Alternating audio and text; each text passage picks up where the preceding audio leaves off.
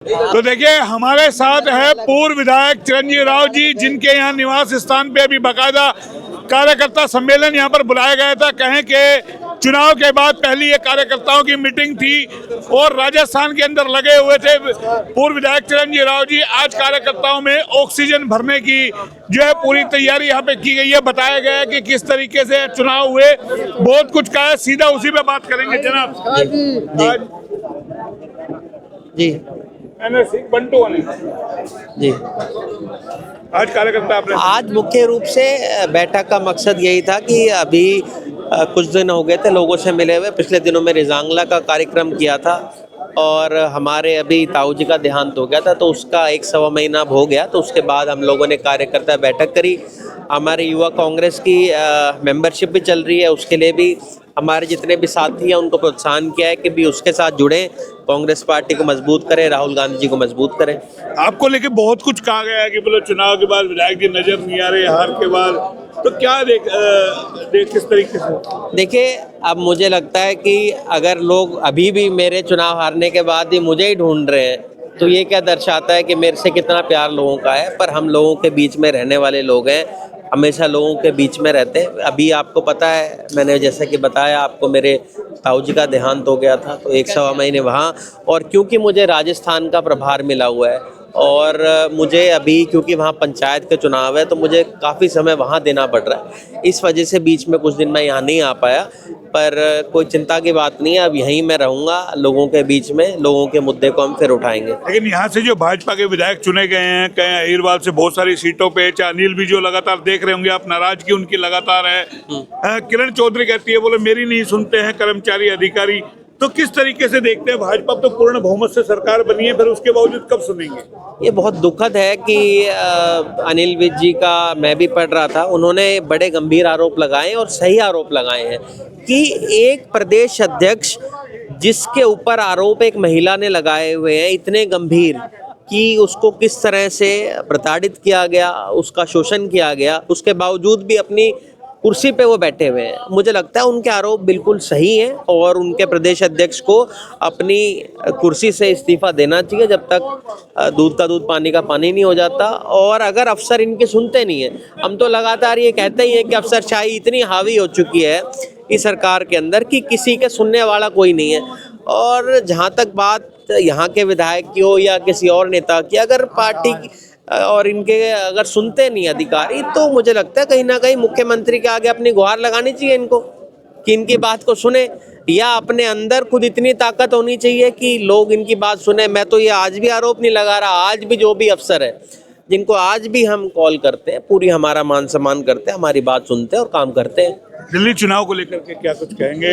Voting हो चुकी है, कल अब 8 तारीख को परिणाम आने हैं, किस तरीके से? देखिए, दिल्ली के अंदर बहुत अच्छे परिणाम कांग्रेस पार्टी के आएंगे। बहुत अच्छा चुनाव हम लोगों ने वहां पर लड़ा है और हमें पूर्ण रूप से उम्मीद है कि कांग्रेस पार्टी बहुत अच्छा प्रदर्शन वहां पर करेगी। हमारा जो वोट प्रतिशत है वो भी काफ़ी ज़्यादा बढ़ने वाला है अब की बार। और बहुत सारे जिन लोगों से मेरी बात हुई, मेरा तो खुद जाना वहाँ पर नहीं हुआ, पर जितना भी लोगों ने मुझे बताया, कांग्रेस पार्टी बहुत अच्छा प्रदर्शन राजस्थान में अब की बार करेगी। एक रेवाड़ी में लगातार देख रहे होंगे बहुत सारी समस्याएं हैं। सचिवालय के बाहर जो है तमाम व्हीकल बंद कर दिए, एंट्रेंस बंद कर दिए, बाजार के अंदर अतिक्रमण आप देख रहे होंगे किस तरीके से, पार्किंग वहाँ बना दिया गया है, टूटी सड़कें, बस स्टैंड को लेकर के एक बड़ा विवाद है। किस तरीके से इन सब चीज़ों को देखते हैं? देखिए, आपने भी देखा होगा कि हमारे जो विधायक हैं उन्होंने बड़े गंभीर आरोप लगाए थे हमारी जो चेयरमैन यहाँ से, अब उनकी पता नहीं क्या साठगांठ हो गई है, अब उन्होंने उनके ऊपर बोलना बंद कर दिया है।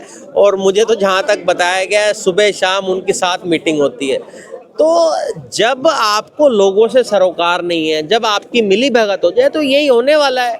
आज रेवाड़ी के जो हालात हैं वो किसी से छुपे नहीं है। 10 साल हम लोगों ने सरकार को पहले देख लिया। आज सीवर ओवरफ्लो पूरे शहर के अंदर तब भी थे, आज भी हैं, टूटी सड़कें आज भी हैं। सिविल हॉस्पिटल का घोटाला सामने आया है, परवीन राव बोबी ने शिकायत भेजी है स्वास्थ्य मंत्री आरती सिंह राव को, राव इंद्रजीत सिंह को जो राज्य मंत्री हैं, मुख्यमंत्री को, कि किस तरीके से करोड़ों के घोटाले हुए हैं। जैसे सहकारिता विभाग का उन्होंने शिकायत दर्ज कराई थी और वो मामला सामने आया 100 करोड़ से ज्यादा का, वही रेवाड़ी सिविल हॉस्पिटल का मामला। देखिए, बॉबी जी बहुत अच्छे मुद्दे हमेशा उठाते हैं और उन्होंने अगर इस तरह का मुद्दा उठाया है तो कहीं ना कहीं इसमें सच्चाई ज़रूर है, क्योंकि आप जानते हैं जब उन्होंने सहकारिता का उठाया था तब भी उसके अंदर सच्चाई निकल के आई थी। और मुझे लगता है सरकार को इस और ध्यान देना चाहिए। हमारी मंत्री यहाँ से हैं, उनको ज़रूर इस और ध्यान देना चाहिए कि किस तरह से जो सरकारी पैसा है उसका दुरुपयोग जो भाजपा के संरक्षण के द्वारा जो ये अधिकारी कर रहे हैं, इस पर रोकथाम लगनी चाहिए। चलिए, अब ठंड जा रही है, गर्मी आ रही है, क्या लगता है राजनीतिक गर्मी भी अब धीरे धीरे बढ़ेगी गर्मियों के साथ?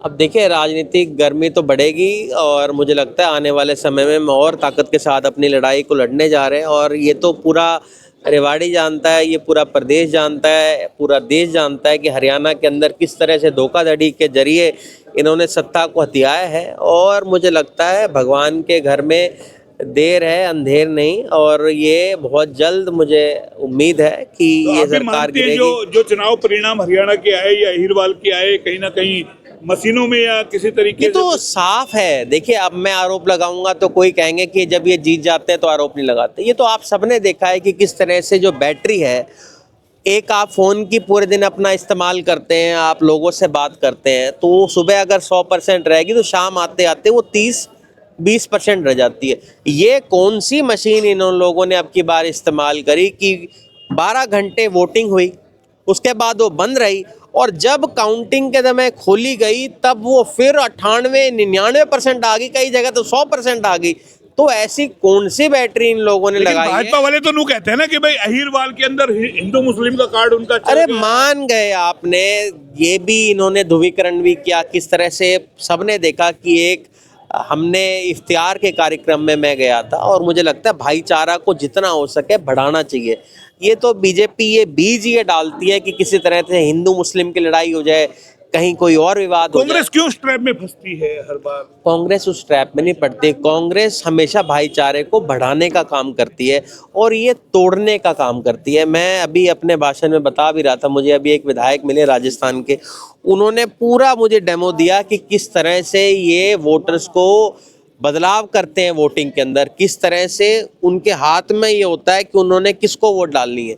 हर तीसरी वोट जिसको वो डालना चाहें, किस तरह से बीजेपी ने उसका इस्तेमाल हरियाणा के अंदर किया, इसका उन्होंने हमें बताया, उसको हमें पूरा इन्होंने दिखाया। आगे लड़ाई लड़ेंगे, बड़ी लड़ाई लड़ेंगे। कांग्रेस पार्टी तो हमेशा लड़ाई लड़ती है। इस देश को आज़ाद कराने के अंदर हम लोगों की सबसे महत्वपूर्ण भूमिका रही थी, तो इस देश को इस बीजेपी से आज़ाद कराने के लिए भी हम अपनी लड़ाई लड़ेंगे।